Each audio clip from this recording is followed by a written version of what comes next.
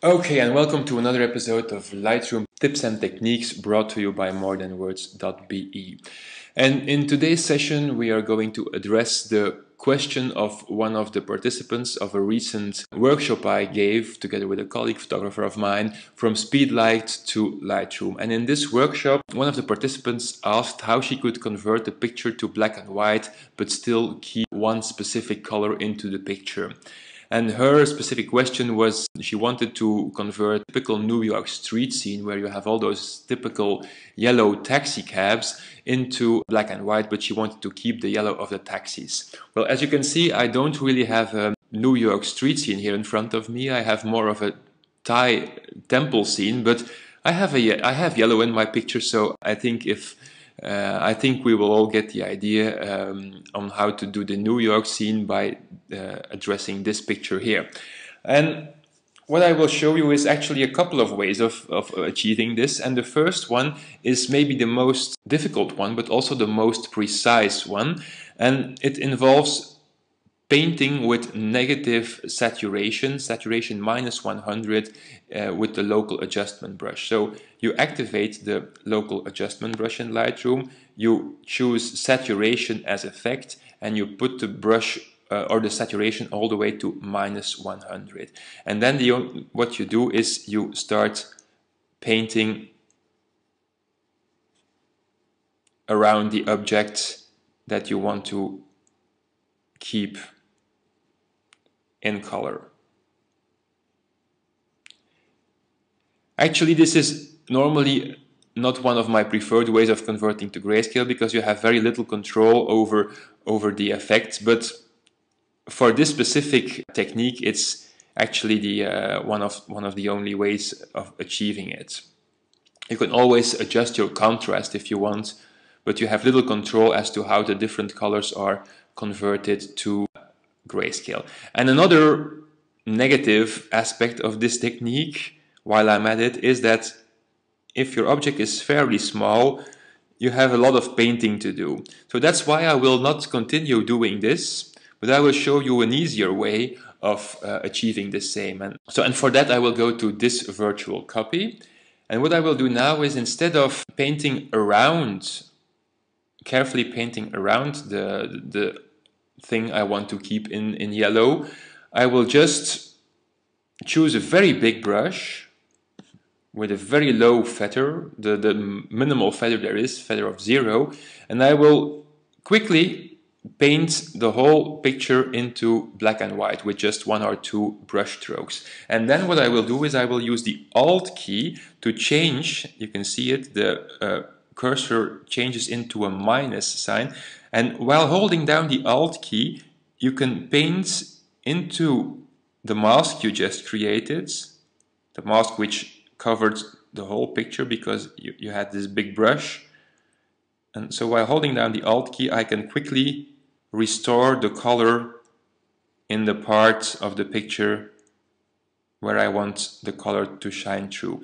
And the advantage of this technique is that it doesn't have to be a single colored item. For example, if you're a wedding photographer and you want to convert the picture to grayscale but leave the rose or the bouquet into the picture, well then you can, in color I mean, well you can use this technique very easily and non-destructively. So you don't really have to go to Photoshop and use a black and white adjustment layer to do so. Although the black and white adjustment layer with a layer mask will give you, of course, more flexibility to your black and white conversion. If you happen to have a QWERTY keyboard, then you can use the square brackets to size up or size down your brush. And if you have a scroll wheel on your mouse, then you can use the scroll wheel to make the brush bigger or smaller. I happen to be on a Belgian AZERTY keyboard and I don't have a scroll wheel, so it takes a little bit more time, but you get the idea. So that's method number 1 of achieving this effect. Method number 2 is actually a lot easier, and it makes use of the HSL panel in Lightroom's develop module. And what I will do here is, so I will switch to the HSL panel, and the HSL panel which stands for hue, saturation, and luminance or lightness, allows you to address the three components of color separately. And those three components are the hue, which is actually the specific tint of a color. Is it green or is it blue or is it red? The saturation, which determines how much of that color there is. Is it red or is it more like pink, highly saturated or not saturated? And then the luminance, which is actually the lightness of the color. Is it a dark red or is it a very light red? So, and by specifically targeting the saturation, you can achieve the same effects. So what I want to do here, for example, if I want to keep the red in the sweater of the boy but eliminate all other colors, well, then I just have to put all the sliders to -100, and there you have it. And it's as quickly as that, and I don't even have to make a selection. I can just quickly do it like this. If I want to repeat this later on other pictures, well, what I can do then is convert this into a preset, and I will name this preset, for example, red only. And it's important when you create presets that you only check the items that are relevant to the presets. Even if I had changed the white balance or the basic tone or other stuff of the picture, I would not want to include this into my preset. I only want to include what's relevant, and that's, in this case, that's the treatment and the color adjustments. So I click on Create, and then if I have a different picture that I want to eliminate all color except for the red, I just click on red only, and there you have it. Now sometimes, as you can see here,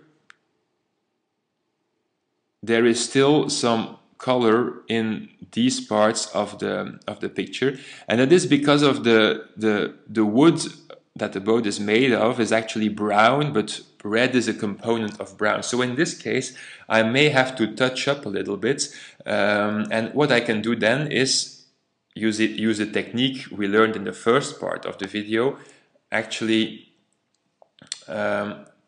taking a negative saturation, -100, choosing a brush and painting away the color areas. And then you still have the possibility of course, of playing with your tone curve, changing contrasts, whatever, and making the picture look more like what you want. So this is it. I hope you enjoyed the tip, and stay tuned for more tips like these on morethanwords.be.